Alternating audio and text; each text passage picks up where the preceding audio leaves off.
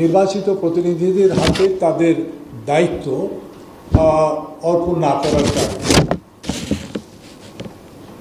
এখন আমার প্রশ্ন উঠেছে যে যে সংবিধান রচিত হয়েছিল 1972 সালে, কারা করেছিলেন?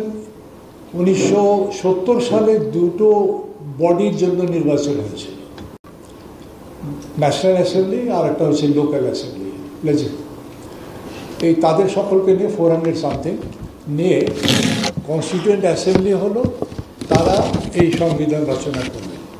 প্রশ্ন হলো যে তারা কোন আইনের আওতায় নির্বাচিত হয়েছিলেন? তারা পাকিস্তানের LFO, legal framework order ordinance আওতায় নির্বাচিত হয়েছিলেন। মৌলিক একটা প্রশ্ন ইদানিং উঠেছে, কারণ এই যে গণ আন্দোলন, তাকে আখ্যায়িত আমরা করছি দ্বিতীয় স্বাধীনতা, তাহলে আমাদের অর্জন করতে হবে সার্বভৌমত্ব। এই দ্বিতীয় স্বাধীনতা প্রসঙ্গেই চলে আসছে আপনার যে এখানে কি সেকেন্ড রিপাবলিক হবে, নাকি প্রথম আমাদের যে সংবিধান যেটি আছে বর্তমানে, সেই সংবিধানের মধ্যে আমরা সংস্কার এনে এমন একটা রাষ্ট্রীয় কাঠামো তুলে দেব যে যেখানে একজনের হাতে কুক্ষিগত ক্ষমতা থাকবে না, ব্যালেন্স অফ পাওয়ার থাকবে। রাজনৈতিক পলিটিক্যাল সায়েন্সে যারা তারা এগুলো নিয়ে চর্চা করেছেন যে ব্যালেন্স অফ পাওয়ার কীভাবে হবে।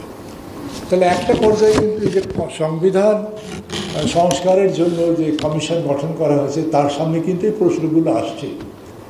এবং ফর দ্য ফার্স্ট টাইম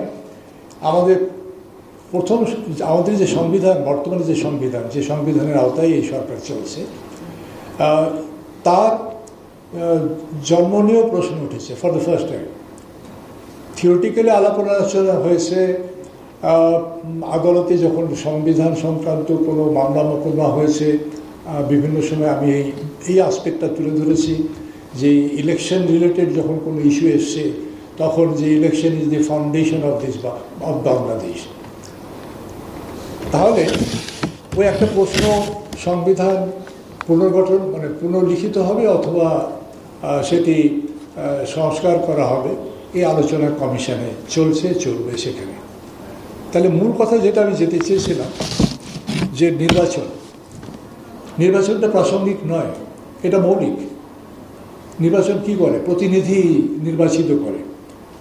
তাহলে এই যে প্রস্তাব, যে আলোচনা এখন হচ্ছে, যে প্রত্যাশা যেটা হচ্ছে এই ইন্টারিম সরকারের কাছে, এই ইন্টারিম সরকার কিন্তু কোনো রুটিন 13th অ্যামেন্ডমেন্ট বাতিল হওয়ার আগে